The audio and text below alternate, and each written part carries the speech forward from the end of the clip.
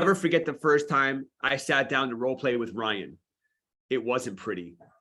It was just over 5 years ago. He had never made a sales call in his entire life. He had never sold a home. He had absolutely zero experience in real estate.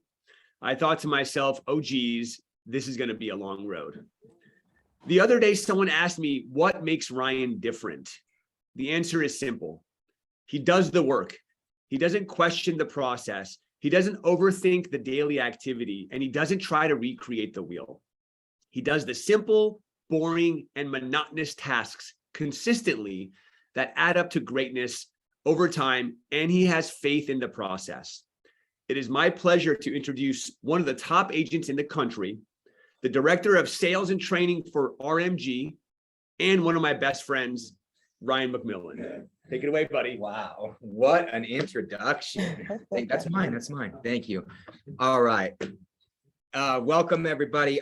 First off, like Robert said, thank you so much for being here today. I know it's a tough day. I mean, the 22nd, it's nobody wants to work. You want to be at home. But so thank you for being on today and closing out the year strong with us. So just a little background on myself. Robert kind of went into it a little bit. I've been in real estate for just about 6 years. I joined a team, started off with Robert. I just got my license. I hopped in. I didn't know anything about real estate. And I was like, all right, let's go. Teach me real estate, make me a great agent. Robert started mentoring me. We never looked back, and we've grown the team together. I've grown my business exponentially in the past 5 years with a lot of hard work, a lot of boring shit. I hope that's okay if I cuss, because I'm probably going to indirectly. So basically, my first year in real estate, it was like, all right, let's get my feet wet. Let's do a few things.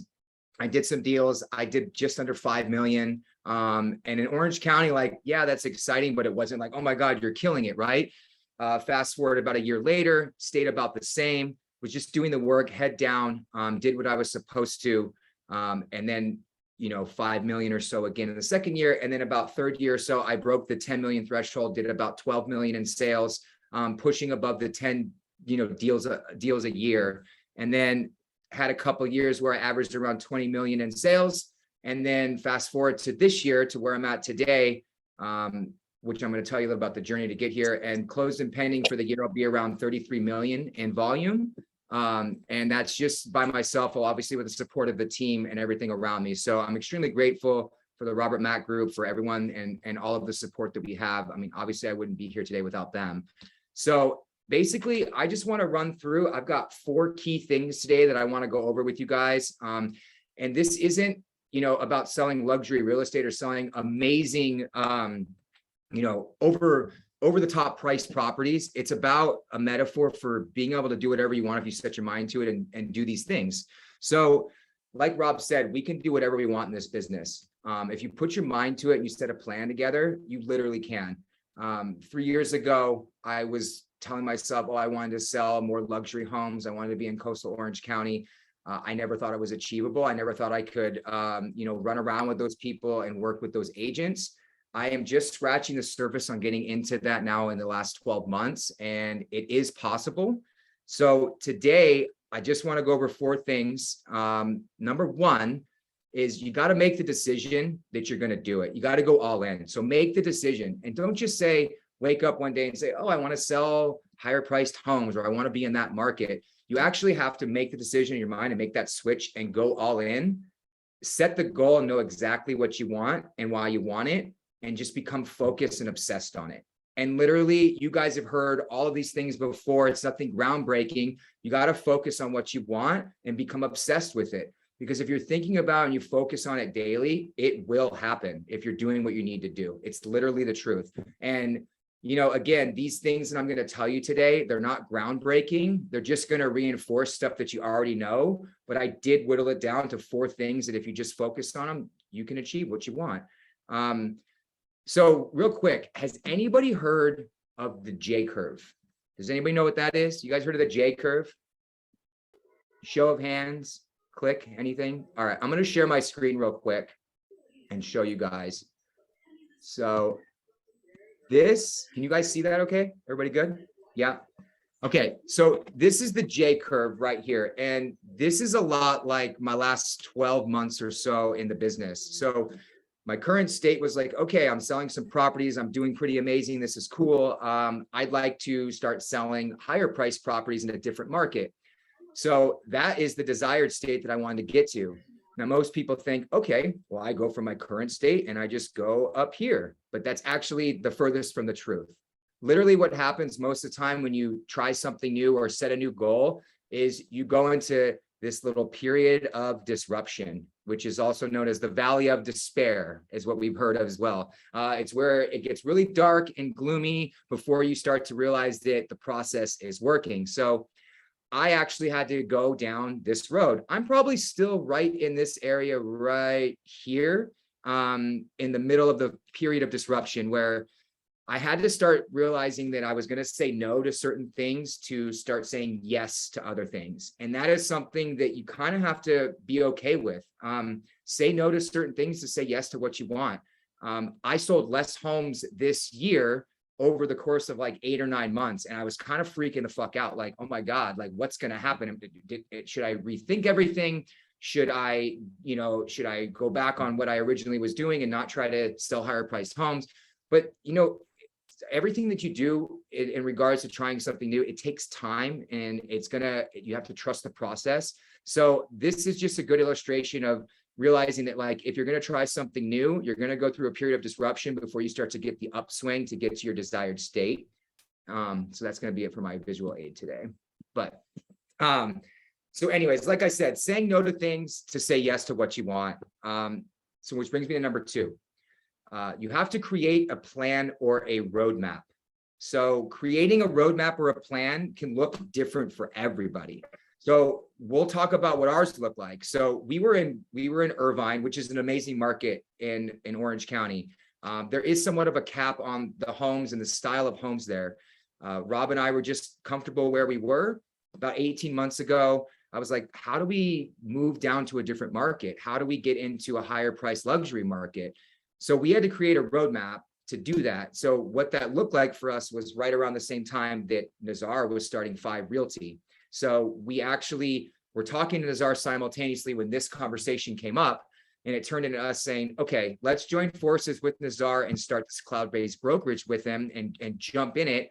And what that looked like was giving us the ability to move into Newport Beach and get an office space here. So we had to take a massive leap of faith. It doesn't have to be this massive for you. It could be as little as just saying, I want to start focusing on a different market, so I have to immerse myself in that.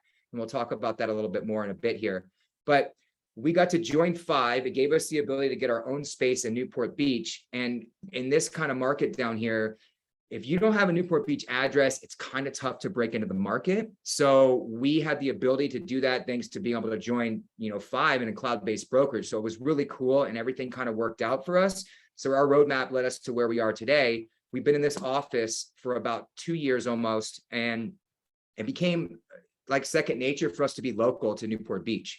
So now what it did is it gave us the ability to be in the market. So we have lunch around here. We do spotlights around here. We make sure that we're focusing on being local agents in Newport Beach, and which is going to kind of lead me to the third one here. So number 3 is you need to immerse yourself in it.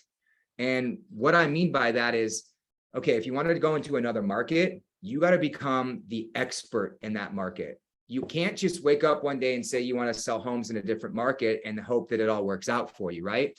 You actually have to immerse yourself in it, become the market expert. These are all things you guys have probably heard before over and over, right? Become the market expert, become the knowledge broker. And literally, once you start doing that and focusing on that daily, learning the market data, for us, it turned into having to learn how comps work down here because they're different in this market than they were in Irvine. We had to focus on price per square foot. We had to focus on the uniqueness of all the different homes down here and actually be able to immerse ourselves in the local market, along with going to broker preview and talking and building relationships with other agents. Because down here as well, like being on the same team with agents in the market that you're trying to get into is like the best recipe for success. You want agents to know who you are. You want them to see your offer come across and say, this guy, I've talked to him, I've hung out with them. They seem like they have a head on their shoulders. they're legit, let's do a deal with them. So it can look like a lot of different things for everybody for immersing yourself in it, but the biggest key is just making sure that you're focused on it daily and doing the daily tasks to make sure that you're learning the market, you're learning the data, so that when people do call you out, for example, Rob and I were door knocking, and we were in our farm in Newport Heights, door knocking, and some guy answered the door, and we were like, oh shit, somebody answered, they want to talk to us. The guy goes, oh yeah, and this was last year when the market was like extremely hot. And he's like, okay, what do you think my house is worth? And I just rattled off the hip because I was like, oh, I learned price per square foot. I yelled out 2,000 a foot. And that was probably about $500 to $700 a foot off of what the market actually was right there. And I just said it out loud and kind of put my foot in my mouth. And I remember the rest of the day I was telling myself, like, and I was beating myself up. And Rob's like, dude, it is what it is, right? You learned from it. And so we were immersing ourselves in the market. We were knocking on doors and doing everything we could to get out there. I definitely made an ass out of myself, but I learned from it. And I'll guarantee that now I know everything about that market and the price per square foot because of that happening to me. So it's okay to fumble. It's okay to screw up. It happens, right? I mean, that's what real estate is. You learn, you bumble through it, you get experience, and then you become better. My last thing that I want to talk about is mindset. This is obviously the most important across the board. Real estate, for lack of a better word, can kind of fuck with your head, right? It's a tough business. It definitely, what I like to call, is an emotional roller coaster. There's ups, there's downs, there's extreme highs, and then there's extreme lows. You can wake up one day and have 5 escrows, maybe have one by the end of the day. It sucks, but having a tough mindset, just like anything in this business, it goes a long way. So if there's advice I could give about the mindset part, it's be patient, trust the process, and just focus on the daily tasks that you have to do to achieve the goal that you want. And just know that if you really want something, like, for example, if you want to sell homes in a certain market, you do belong there and you can do it. It's all about you just building yourself up to get to that point. And it's going to take time. You just have to stay positive, focus on what you have to do on a daily basis, and it's all going to work out. I promise. If you actually are focusing on doing it rather than just saying you're going to do it, you actually have to do the work. And that's kind of how I got to where I got today, was just by putting my head down and doing the work. I did a lot of boring stuff. I stopped hanging out with a lot of friends. I didn't do social activities. And I just kind of focused on doing what I want to do, which was getting up each day, doing a morning routine, making my calls, studying the market, and going on appointments. So that's pretty much it as far as my journey and what I have. I know that, you know, there may be people that have questions, or if you have anything that you want to discuss, feel free to shoot. I'm here. Hold on. I want to just add something, everyone. Hold on, let me close the door because there's echo. So what Ryan failed to mention is that about 16 months ago, when we had decided, you want to come to the camera too? Yeah. When we had decided, when he came to me and said, hey, let's shift our focus and let's move to the coast. That was about 16-ish months ago. In that process, he closed several multi-million-dollar transactions. He closed a couple 2 million, maybe a 3 million, I think a 5 million. But what most people don't know is that he's getting ready to close the biggest deal of his life on January the 6th. The deal is firm. It's a $17.1 million listing on the edge of a cliff in Laguna Beach. And so when we say anything is possible because the reality is 0.01% of agents will ever experience a sale at that level. And the message here is that when he decided to go into the coastal luxury real estate market and he said, I'm all in and I'm going to do whatever I have to do to be the best version of myself, we never dreamed of a $17 million listing. We were talking about 3 million, 4 million, 5 million. And the universe, the world brought to his attention that high level of a client. And now we're talking about, okay, what do we got to do to get a $30 million deal in escrow? How do we find a $60 million listing? And so that's the message here, is that you can do whatever you want if you make the decision and you put your head down and you do everything you need to do on a daily basis to achieve that goal. Mhm. I just want to make sure everyone knew that, because that's really, really important. Now I'll turn it back over to Ryan so he can answer all your questions. Yeah, thanks. Ryan, that's like no words for that. That's so amazing. But I do have a question for you. So I'm sure like you had a lot of self-doubt going into that. Well, I'm assuming, I shouldn't say I'm sure, but like, how did you get around that self-doubt, and how, like, what are some either affirmations, or what are some things that you did to get you in the right mindset? Because we talk about mindset all the time, but I think that there's a lot of us that we get in a funk, or we have that negative mindset, and we're not like 100%, we don't know how to get out of it. So like, what were some things that you did to change that mindset?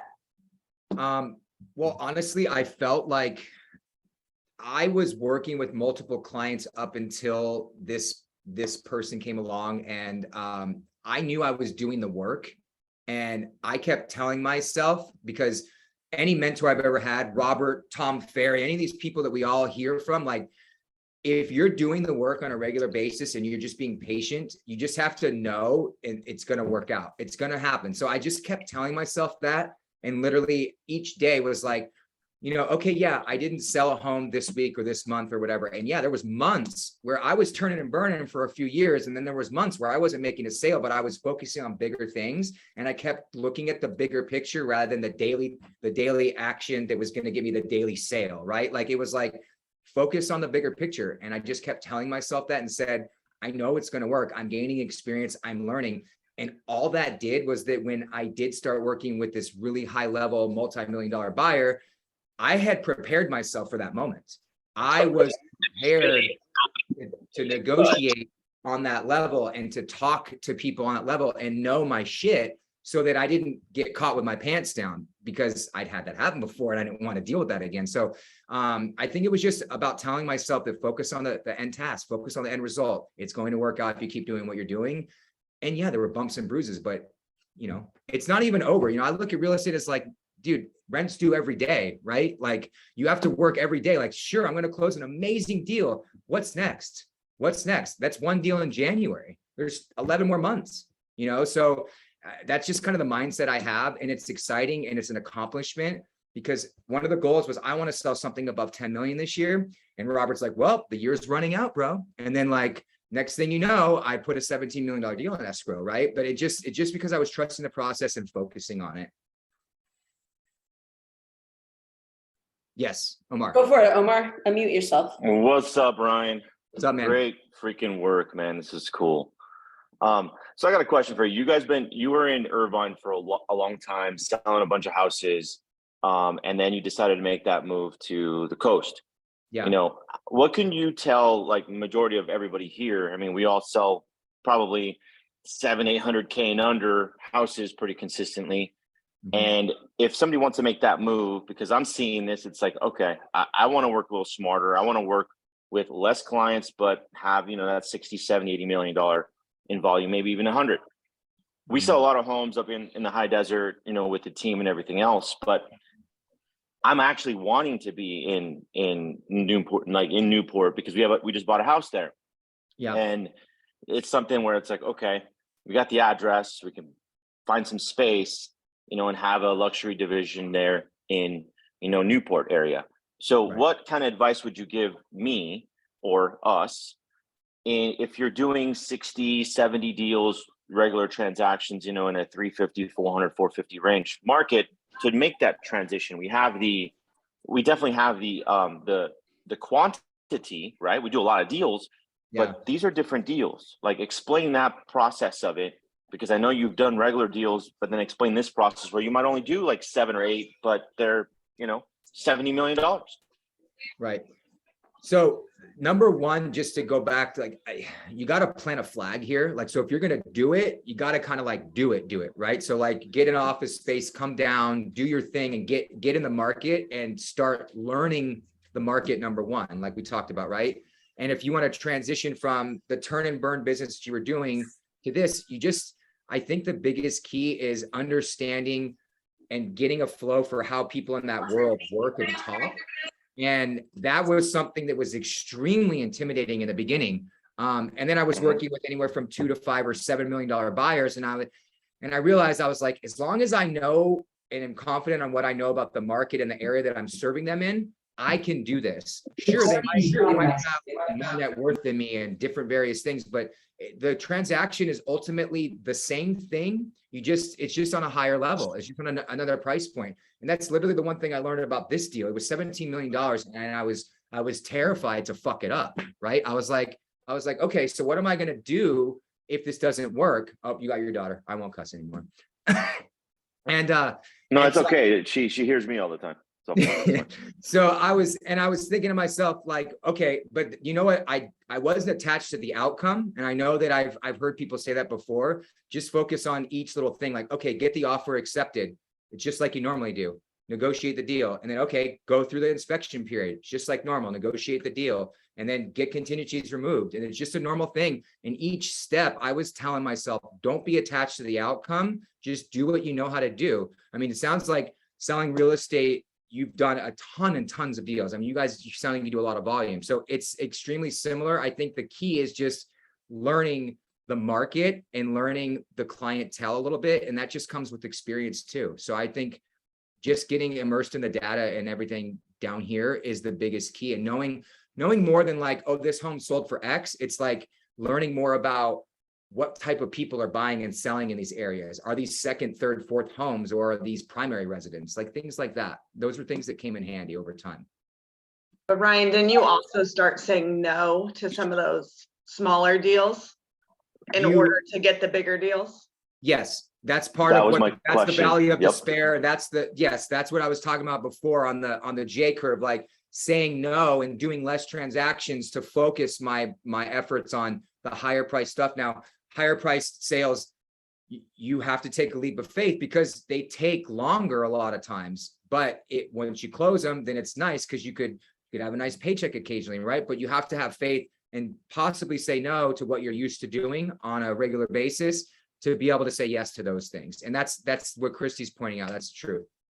Yeah, very, because that was my next thing. It's like, how do you, like when we're used to getting the 400, 500, 600K, you know, we got a couple of referrals, this, that, and the other. And it's like, okay, well, it's going to take time away from knowing and learning a different market, door knocking, doing this, putting your name out there, their brand and everything else. So that was my question. So spot on there, Christy. Yeah. Try to saying like half, you know, you have to find the gray area because you got to pay the bills, right? You can't go away completely from what you did, but you also have to make sure that you're giving yourself time to learn something new and immerse yourselves in that market as well.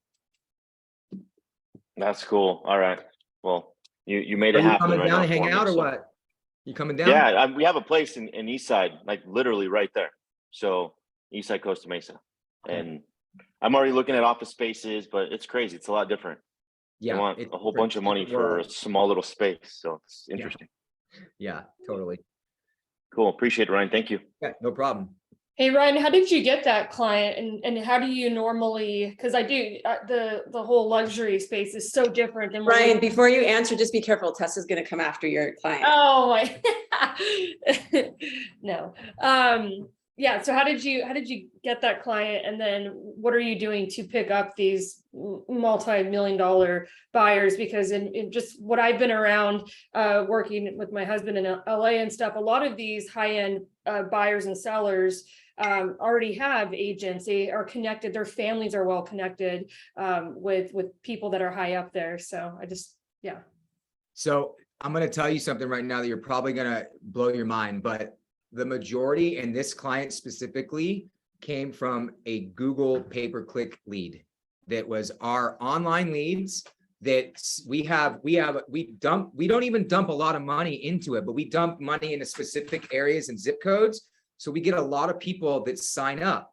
And so just like what you said, I like using this term because Robert's going to love it. There's a limiting belief that people of that high net worth are only going to have people handling for them and have an agent for them or have a family friend or their financial advisor. And most of the time, and I was the same way, being like, yeah, that's absolutely right. But I think what happened is this guy was not from the area, was kind of just scooting around on Google, looked up properties in the area. He wasn't ready. So I reached out and I did what I always do. I nurtured the long-term client and I gave him what he wanted and I didn't bug him. He just said, I'm not going to be ready till later on this year. I said, cool. So I just nurtured him like I did any other client. I gave him exactly what he wanted in the areas he wanted. I checked back in periodically and see how the properties were and blah, blah, blah. And then all of a sudden he was like, I'm ready to go. Like, let's look at some homes. So he came into town for one day. We looked at some homes. We wrote an offer on one and that was it. Like literally. And that's just kind of, you know, it's crazy because on top of that, yes, there are people in this area that have a stranglehold on knowing the clientele and having family members and all that. But at the same time, we're just doing normal marketing tactics that are giving us leads that want to be in this area. And sure, there are hundreds, thousands that are like, I just want to look at homes in your area. I could never afford it. I'm from Arkansas. And we're like, that's cool. You have to go through, that's the daily action. I call these people all the time and find out. I was focusing on the higher priced buyers. So I was calling people that were looking at higher priced homes. This guy was real. And here we are. I grew on him enough to where he wanted to work with me. I knew my shit enough to where when he asked me to analyze the property, and by the way, analyzing this property was it was scary because there was nothing like it. It's on a semi-private beach on a cliff in Laguna. So like fighting with the agents during negotiation and me being like, I'm out of my league for sure. Like, I just felt like that. But at the same time, I knew the area and the comps enough and the price per square foot and the different types of homes to where I was prepared. So it all worked out. It was all that stuff that led up to that.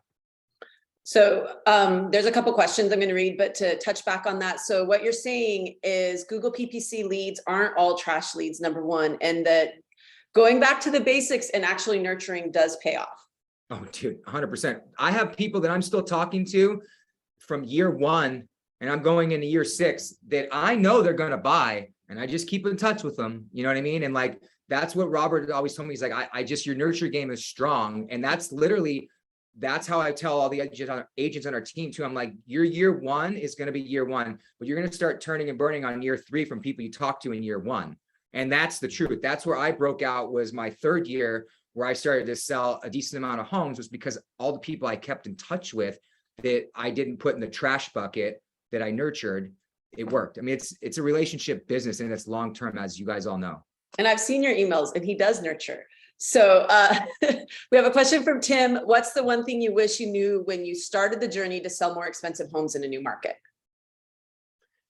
Honestly, I wish that I would have not been so intimidated and realized that if I just learn the data and the market, that I could be as unstoppable as any of these other agents that call themselves luxury agents out here that probably may or may not be, right? I don't even like to refer to myself as a luxury agent. I don't like that title. I just sell real estate and I'm focused on selling really high priced homes at the moment, you know, because that's what I wanted to do. I had that in my mindset from when I met with Robert on day 1. I said, I want to learn real estate, but I want to be down in that market eventually. So teach me real estate and let me get good at it. And then I want to do that. And it took a few years and then here we are. So I would say the thing is like just knowing that you literally could belong there if you do the work.